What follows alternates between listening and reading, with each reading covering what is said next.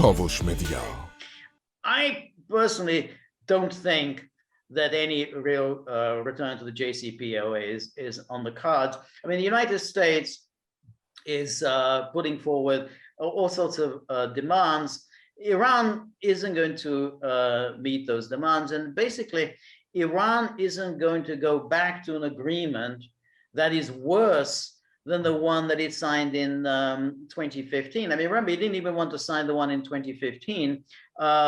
It was because Obama then eventually had to make concessions about that it would still allow Iran to continue with enrichment, and it didn't address the issues of ballistic missiles and Iranian foreign policy. So why would Iran want to enter into a worse agreement now, particularly as the UN sanctions have already gone, so that they don't have the pressure of the UN sanctions. So although they have the pain of the American sanctions and the sanctions because of the secondary sanctions through the dollar-denominated trade, but they don't have the world sanctions that it faced at the time. So I don't see any particular value added for Iran to go back to the agreement, because the American side showed very little willingness to end those sanctions. I mean, let's remember, everybody, it was the US under Donald Trump that left. Right.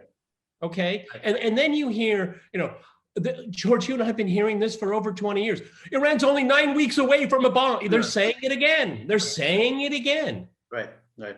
And there's never been any evidence that Iran ever attempted to build a bomb, ever. It is a member of the non-proliferation agreement, treaty, It has the right to enrich. And any treaty, any agreement that says you can't enrich is a non-starter.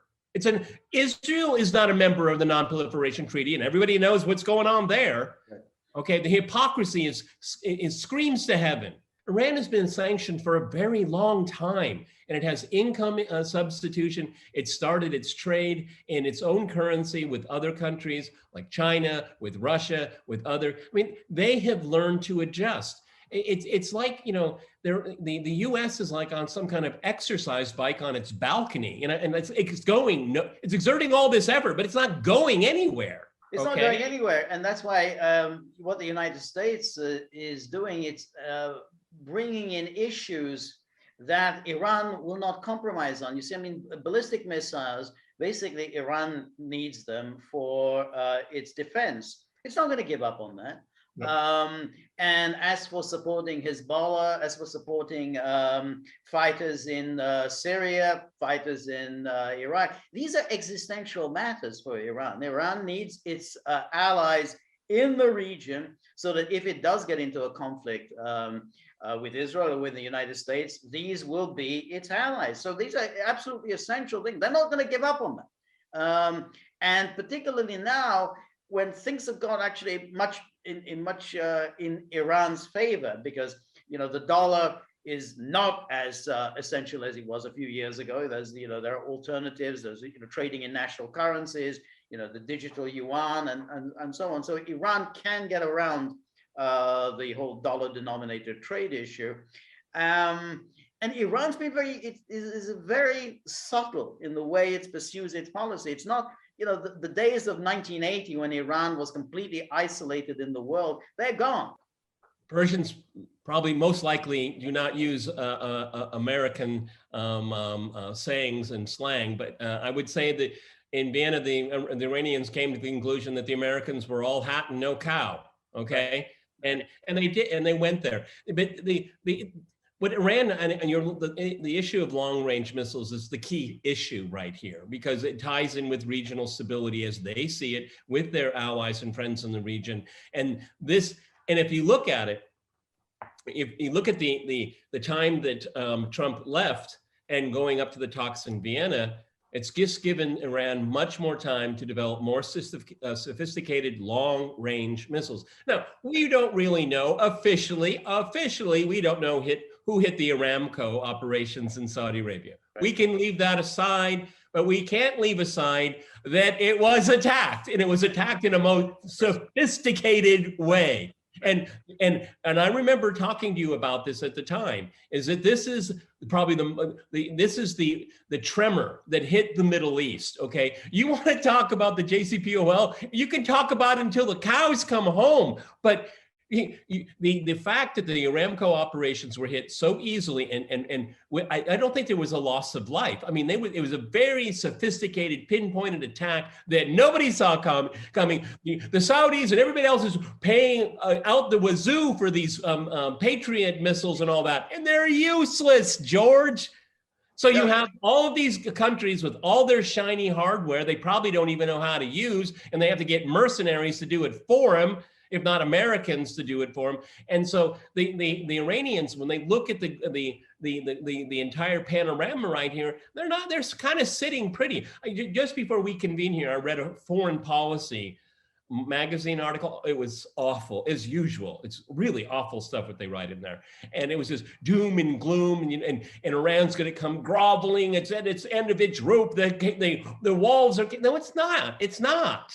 It has options, and they're showing it. And you're right. I mean, what happened with the Aramco thing is just shows that if there is a conflict, if there is a serious shooting war, Iran has the means at its disposal to absolutely mess up the world's energy supply.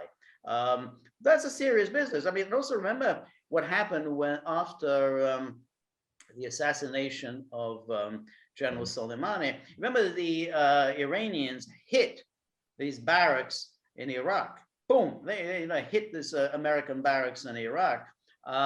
Trump made light of it, but at the same time, they caused a lot of damage.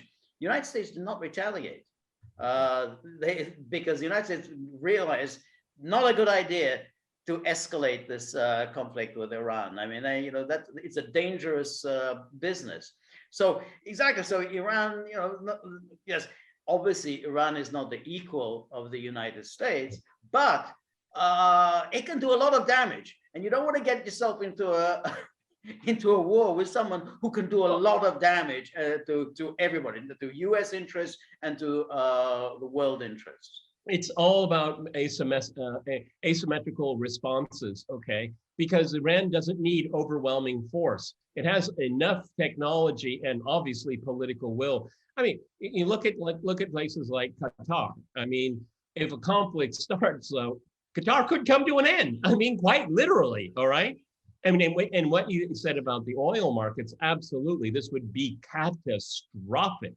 The entire foreign policy of architecture in the post-war period up to the fall of the overthrow of the Shah was completely fake. It was based on false premises, okay? Yeah. And American foreign policy vis-a-vis Iran today continues on a false premise.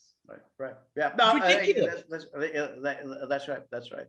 And then even when you got the whole issue of the global war on terror, we know that the issue of the terror all comes from Sunni fundamentalism. It's Sunni fundamentalism. Everyone knows this. That the origin of all of this is Saudi Arabia. It's Saudi money. It's funding these madrasas everywhere throughout the Middle East, in Central Asia. It's all coming from Saudi Arabia. And it was General Soleimani, which was the greatest fighter of these people, and the U.S. took him out. Okay. Right. Wow. Great job. Great job. It was ridiculous. Absolutely ridiculous.